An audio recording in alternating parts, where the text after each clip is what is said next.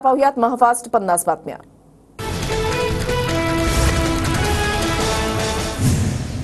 मुंबईत मध्य रेल्वेवर 3 दिवसांसाठी विशेष मेगा ब्लॉक। सीएसएमटीच्या फलाट क्रमांक 10 आणि 11च्या विस्तारीकरणासाठी ब्लॉक काळामध्ये 72 पेक्षा अधिक एक्सप्रेस गाड्या रद्द, तर लोकलच्या 930 फेऱ्या रद्द।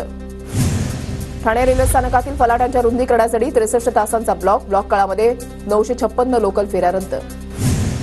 मेगा ब्लॉकमुळे ठाणे, सीएसएमटी, डोंबिवली, कुर्ला आणि घाटकोपर स्थानकामध्ये गर्दी, चाकरमान्यांचे प्रचंड हाल सुरू। चाकरमान्यांचे हाल टाळण्यासाठी रेल्वे प्रशासनाची बेस्ट रिक्षा युनियनला साथ, जादा बसेस सोडण्याची बेस्टला विनंती। मुंबईत मेगा ब्लॉक दरम्यान 486 अतिरिक्त बस फेऱ्यांची धाव, मेगा ब्लॉकमुळे 3 दिवस अतिरिक्त बस सोडण्याचा बेस्टचा निर्णय। मुलुंड ते कांजूर दरम्यान ईस्टर्न एक्सप्रेस वेवर वाहतूक कोंडी, मध्य रेल्वेवरील जम्बो ब्लॉकमुळे रस्त्यावरील वाहतुकीवर परिणाम, वाहतूक कोंडी झाल्यानं प्रवाशांचे मेगा हाल। मुंबई आणि पुणे एसटी विभागाकडून जादा बसेस सोडल्या जाणार, विस्तारीकरणाच्या कामामुळे मुंबई ते पुणे अनेक रेल्वे रद्द, पुणे स्टेशन परिसरातून 40 जादा बसेस सोडणार। मुंबईतील छत्रपती शिवाजी महाराज टर्मिनलच्या फलाट क्रमांक 10 आणि 11च्या विस्तारीकरणासाठी 2 दिवस डेक्कन क्वीन, तर 6 दिवस प्रगती एक्सप्रेस रद्द। मराठा समाजावरील योजनांच्या जाहिरातीसाठी 26 कोटींच्या खर्चाला मंजुरी, मराठा समाजापर्यंत योजना पोहोचवण्याचा सरकारचा प्रयत्न। प्रसिद्धीसाठी पैसे देण्यापेक्षा समाजाला द्यायला हवे होते, केंद्रामध्ये 10 वर्ष सरकार असूनही आरक्षणाबाबत निर्णय घेतला नाही, मराठा समाजाच्या योजनांसाठीच्या प्रसिद्धी खर्चाच्या मंजुरीवरून सुप्रिया सुळेंचा निशाणा। इतना हक तो बच्चों का बनता है, सुप्रिया सुळेंचा सोनिया दुहान यांना टोला, सुप्रिया सुळेंमुळे आमच्यासारखे लोक पक्ष सोडून जात आहेत, सोनिया दुहान यांचा आरोप। मी कुठल्याही धमक्यांना भीक घालत नाही, माझी लढाई चालूच ठेवणार, शंभूराज देसाईंनी पाठवलेलं नोटिशीवर सुषमा अंधारेंचं उत्तर। कोकण पदवीधर मतदारसंघाच्या जागेबाबत 2 दिवसांमध्ये निर्णय होईल, ठाकरे गटाचे खासदार विनायक राऊत यांची माहिती।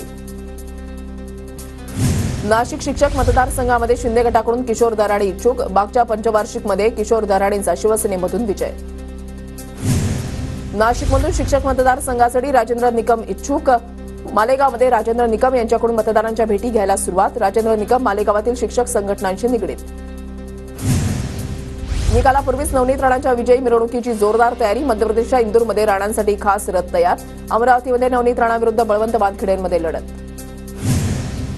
आज पुण्यश्लोक अहिल्यादेवी होळकर यांची 299वी जयंती, रोहित पवार आणि निलेश लंकेंकडून महापूजा करत अहिल्यादेवींच्या स्मारकाला अभिवादन, रोहित पवारांकडून फटाक्यांची आतषबाजी। पुणे पोलीस अल्पवयीन आरोपीची पुन्हा चौकशी करण्याची शक्यता, पुणे पोलिसांकडून बाल न्याय मंडळाला पत्र, अल्पवयीन आरोपीच्या नातेवाईक आणि मित्रांसमोर चौकशीची शक्यता। नवीन लोकसभा स्थापित झाल्याची अधिसूचना आयोगाकडून प्रसिद्ध होईपर्यंत आचारसंहिता कायम राहणार, मुख्य निवडणूक अधिकारी कार्यालयाकडून स्पष्ट। काँग्रेस प्रदेशाध्यक्ष नाना पटोले दुष्काळ भागामध्ये पाहणी दौऱ्यावर, छत्रपती संभाजीनगर, जालना आणि बीड जिल्ह्यातील गावांना भेटीगाठी सुरू। विवेक कोल्हे आज नाशिक शिक्षक मतदारसंघातून उमेदवारी अर्ज भरणार, विवेक कोल्हे कोपरगावच्या भाजप माजी आमदार स्नेहलता कोल्हेंचे पुत्र। निकालाआधी रामटेकचे उमेदवार राजू पारवेंच्या विजयाचे बॅनर, अनिल देशमुखांच्या विधानसभा मतदारसंघामध्ये बॅनर झळकले। राज्यामधील 90% अति धोकादायक कारखाने तपासणी विना औद्योगिक सुरक्षा वाऱ्यावर असल्याची परिस्थिती समोर। राज्यातील सर्व प्रमुख धरणांमध्ये केवळ 22.43% पाणीसाठा, जलसंपदा विभागाची माहिती, छत्रपती संभाजीनगरमध्ये धरणांची पाणी पातळी सर्वाधिक गंभीर। छत्रपती संभाजीनगरच्या पैठणमध्ये एमआयडीसीचे केमिकलयुक्त पाणी थेट विहिरीमध्ये, दूषित पाण्याने शेतीसह नागरिकांच्या आरोग्याचा प्रश्न ऐरणीवर, वारंवार तक्रार पण कोणतीही दखल नाही, शेतकऱ्यांचा आरोप।